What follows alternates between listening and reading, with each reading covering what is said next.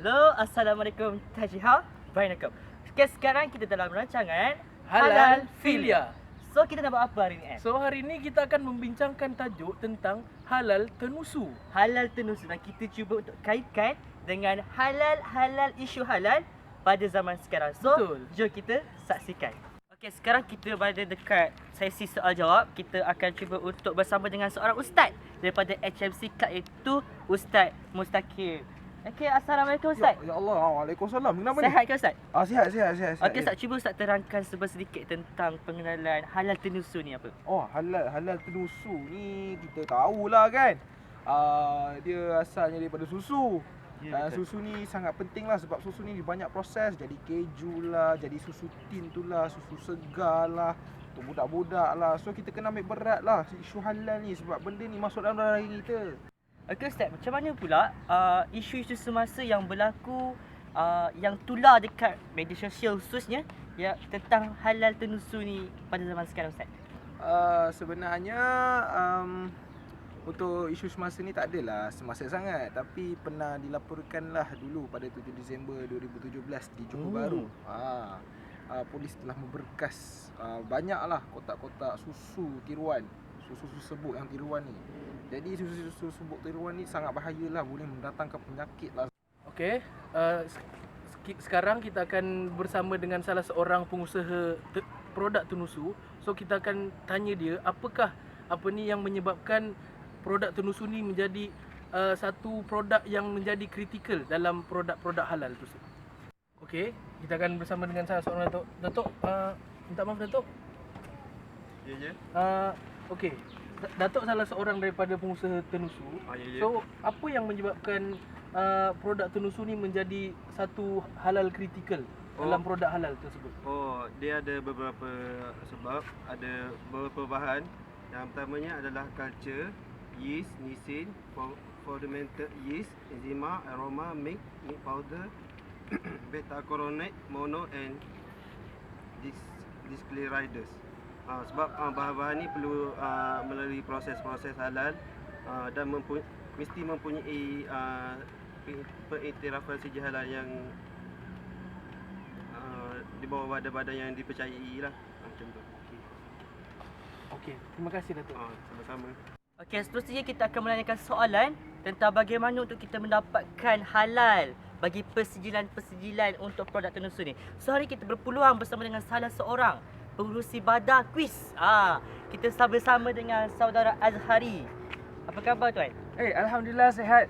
Okey tuan, boleh tak tuan ceritakan bagaimana kita nak dapatkan sijil-sijil halal ni untuk produk tenusu ni? Okey, apa yang saya tahulah berdasarkan untuk mendapatkan sijil halal ini terbagi kepada tiga. Terbahagi kepada tiga bahagian. Yang pertama iaitu pre-audit. Yang kedua adalah proper audit dan yang ketiga adalah post audit. Bagaimana pula yang tiga bahagian tu tuan? Yang tiga bahagian tu, okey, yang pertama yang pre-audit tu di mana kita melengkapkan borang-borang yang perlu dihantar. Contohnya macam kita dapatkan SSM and background company macam tu. Okey, yang kedua pula macam yang tadi apa? Proper audit. Proper audit ni dia ada tiga. Okey, di mana terbagi kepada contoh bahagian management, bahagian kritikal, lagi satu itulah antaranya. Okey, yang ketiga tadi apa? Macam yang saya cakap tadi, yang ketiga iaitu post audit kan? Okey, untuk post audit ni di mana perlu melakukan pemantauan, aktiviti pemantauan terhadap kilang tersebut. Contoh kita cek setiap contohlah. Kiranya pemantauan secara berkala macam tu. Pemantauan secara berkala, contoh setahun 2 kali macam tu. Untuk memastikan kualiti halal tu berterusan. Okey, terima kasih tuan kerana sudi berpeluang bersama dengan Melodi Halal hari ini. Terima kasih juga saya ucapkan. Okey, sekarang kita akan bersama dengan salah seorang pelajar kuis untuk ditemu ramah. Okey, Assalamualaikum. Nama siapa?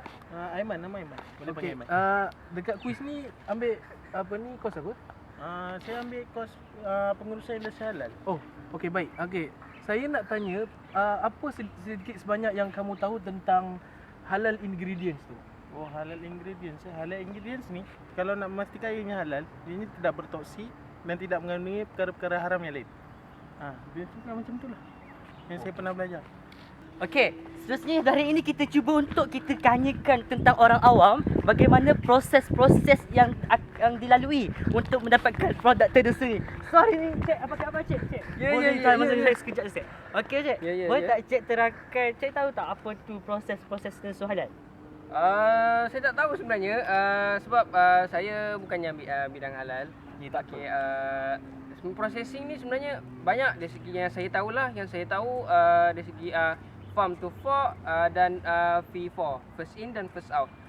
Jadinya kita boleh swipe out untuk melihat video processing.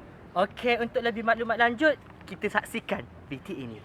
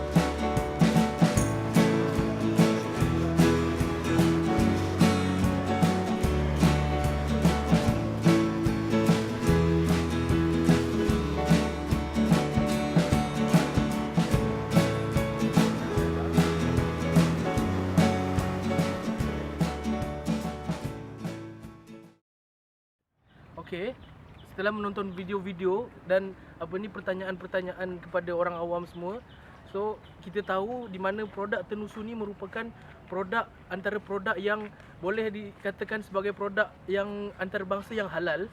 So banyak lagi produk-produk halal yang kita boleh ambil sebagai pemakanan ataupun penggunaan kita setiap hari. So terima kasih kepada semua penonton dan jangan lupa subscribe channel Halal Filia.